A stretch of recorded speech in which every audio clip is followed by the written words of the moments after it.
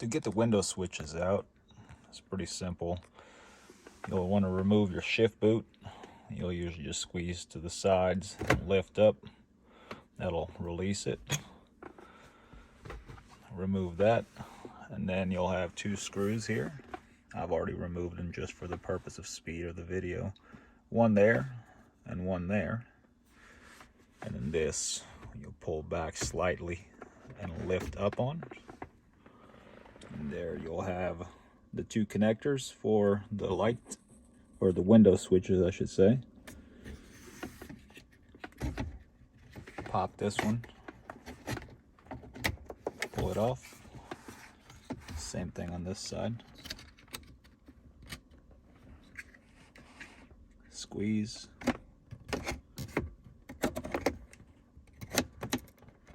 And pull down. Once you've removed the connectors for the window switches, you just lift this out. And you'll be left with the window switches inside of this centerpiece. To remove them, there are these clips here. You just pull back on it to release it and lift up. That will release one of the switches. There you go. Same concept on the opposite side. Those two there. Pull, lift, and there it is. Now we'll go to the bench, disassemble these. The disassembly of these switches is pretty straightforward. You have tabs on each side that hold the assembly together. 3 on each side on both switches, 3 on each side. So you'll just want to get a small flathead screwdriver. I like to position it so where my thumb and middle finger are kind of grabbing onto the connector and prying away, while going in here with the screwdriver. There's little slots built into it as well. You just kind of give it a small little twist and jam the driver in. And then you can do the same thing for the opposite backside. Just get it in there lightly. Not like that, I guess, but easy does it. Just give her a small pry away. And eventually, these will start coming out. So as you're going around, just releasing these tabs. You'll notice when you're applying this pressure, as you see, it'll start coming away from it. And you just go to the opposite side, do the same thing. Slightly pry, and there it is, most of the way out. There you go. So this will probably look like it all falls apart. It's okay. These switches do go limp when they're out of the assembly, so don't fret about that. Again, this is all just small pieces. It'll probably come out like that for you. The assembly is pretty easily put together. So it's like this. This will always face the top. It's got a rocker on the bottom, or kind of like hooks. And then this little wedge piece. What that does, it wedges into this white piece there. So it rests against it, and it moves this lever forward and backwards depending on which way you position a switch. And what it does, it just rides on this, and it'll move the gray thing in there. It's got contacts built into it, and if you move the switch forward, it'll move it and depress it. So you got about 2 clicks in each direction. So 1 click, and then the auto down and auto up. So you just take that off and pull this rubber piece out. You'll notice it has slots here where it slides into. So when you're reassembling it, you want to get those slots in there so it actually sits flush. Otherwise, it'll just kind of loose up on you like that. So when you're putting it back together, you'll get it nice and even, just slide it down in there. You might just rock it side to side and you'll get it in there. And we'll show that again during the assembly video. So you'll take that out, and you'll be left with this. These are actually kind of a pain. They are a 3mm LED, and they are spread down in there. One side soldered to a resistor. That's the positive side. Say this, you know, if you touch positive power onto this, negative onto this side, it'll light the LEDs. I will say this one is a bit more of a pain. What you can do, and unlike the previous videos, I won't be doing a time lapse in this one because I did find it a bit more frustrating to get these replaced. I am not using a 3mm LED on these. I'm going to continue using the PLCC2s from the cluster. They are a little bit brighter, and it'll match the interior a little bit better. It illuminates just a bit brighter than these 3mm do. One thing you can try to do is to keep all this stuff inside the switch is you rock this LED forward, and it'll have a little bit of give. Just get it all the way forward like that, and then get some flush cut diagonal cuts here, and then get in there and cut the LED on each side. Now when you look at it from, let me see if I can get the angle here for you, right there, perhaps you can see the two legs there. Let me see if I can get it to focus. Two legs of the LED, there it is. If you can cut across those, and then you grab some needle nose pliers, or not needle nose, well, I guess you can do it with needle nose pliers. You can do it with tweezers, some really fine tip tweezers. Flip the LED over, hold it still, apply some solder to both the pads, and then do the same thing with these after you cut this LED off. Apply some solder to it, and again, remember the polarity. This side positive with the resistor attached to it, and this side is negative. So if you are going to use the PLCC like I am, you'll want to make sure that that diagonal cut across it is facing the negative side.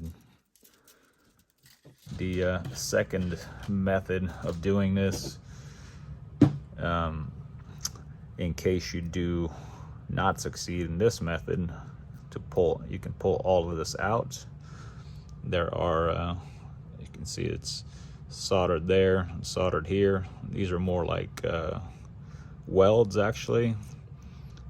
They're compression welds, but you can pull this off and then apply some solder to both of the terminals down there, and then when the LED is out, you can apply solder to the leg and this leg of the resistor, and then when you get your new LED put on, you can just drop it all back in there, kind of hold it in position with some tweezers, and just dip your soldering iron on top of that, these two terminals, and it should keep it in place.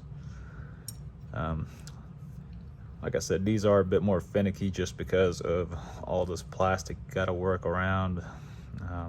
I did struggle a little bit on the other switch. You just got to decide which method is best for you. You want to try to do it in here or outside of the switch. Either method will work. I succeeded doing one inside, and the other one I did not on this switch, which I already completed. So it really just whatever works best for you. If you do decide to use the 3mm LED though, you should be able just to uncouple from this resistor here and remove the solder joint here, pull it out, bend the legs on the new one in the same direction, and just solder them in. And actually that'll probably be a lot easier than trying to use the PLCC 2 LEDs to replace with these. So I think I am going to show you at least a little bit of this so you can see the struggle that I go through trying to make this happen. Either way, I'll put it on time lapse and I'll see what I can do about it. I don't think it's going to be pretty, but you'll see just kind of what kind of a pain it is to try to solder one of these PLCC2 lights into this originally 3mm light area. I think the second method definitely will be easier, just to replace these, but with white or whatever color you choose to, I guess. But we'll try it this way, see where we end up. So I'll cut you over to a time lapse and we'll go from there.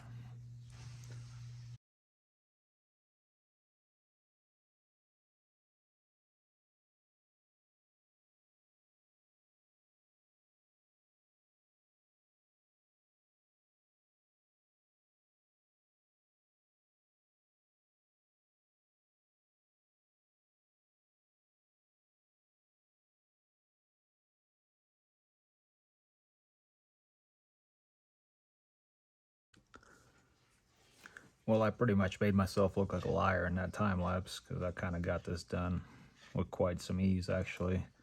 Maybe it's just practice from the first one, but you can test these on the bench if you want. I'm just using a Milwaukee M12 battery, positive, negative, and then a resistor, just so you don't send full beans at it. And touch the leads, it'll light up both of the lights on it.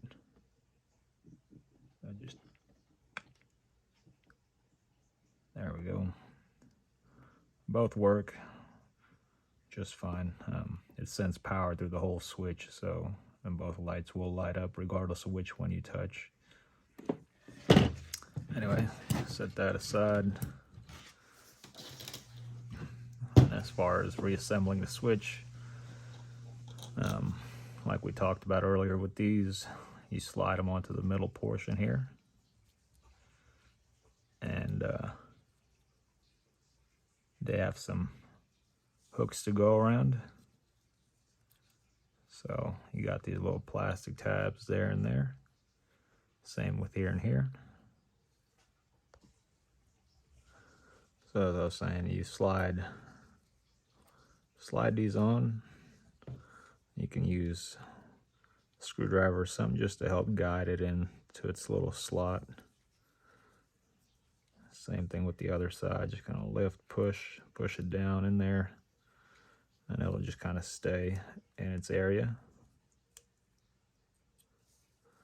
All right, there it is. And then same thing with the other one. You can always try to slide it in as best as you can. It doesn't have to be perfect. Like I say, you just use a screwdriver to adjust it down into its slots. Or any tool, really. It doesn't necessarily have to be a screwdriver. Just something to help it guide in there because it is a tight space. Okay, there we go. To note, these LEDs do face the back of the switch. If you flip the switch over, you see these white areas. That's what illuminates through. So what you want to do is you'll want to place these backwards. Well, not backwards, but these two tabs go down around this gray paddle switch thing. You want to make sure you do get around the metal tabs of it when you set it down. And it will sit down for you. You'll notice it. Like I said, you do want to get it around the metal brackets on this gray switch. And you know, of course, on camera you end up struggling with it, but that also, as you can see there, it has this little window where the LED will shine through up into the switch. Same thing with the front one. The hooks go around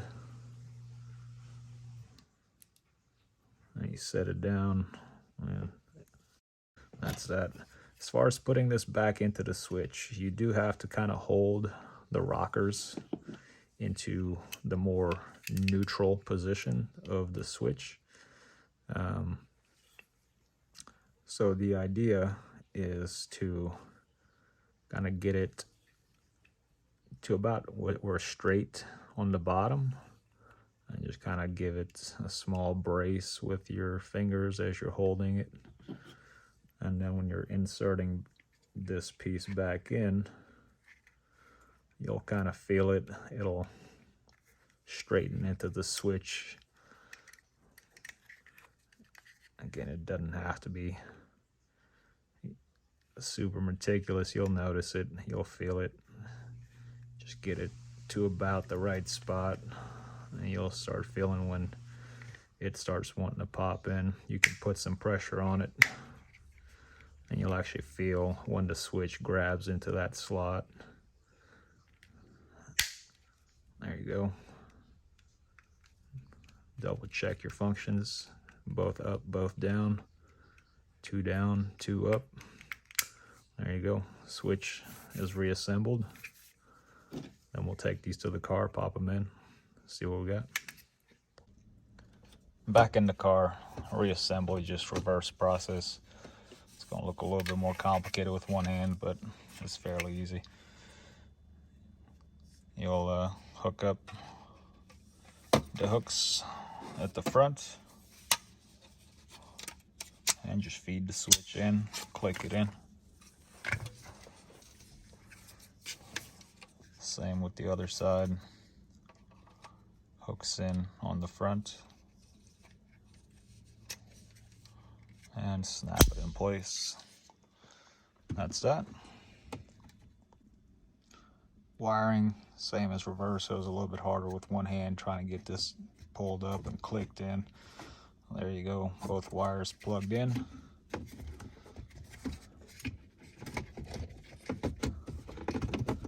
Just set it back down, and then we add a little bit of light.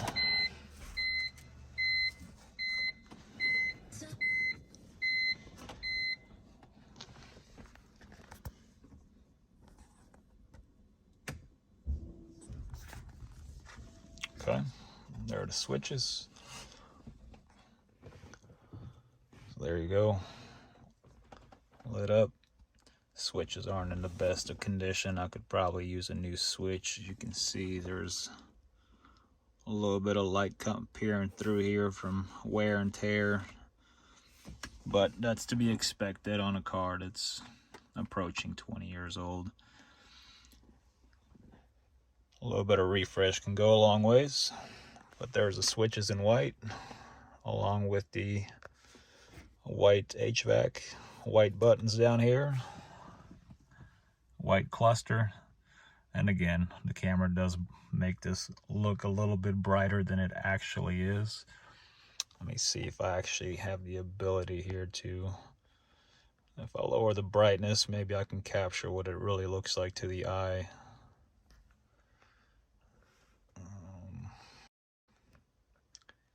Maybe this might be right. Potentially. This is about how dark it is in the car right now.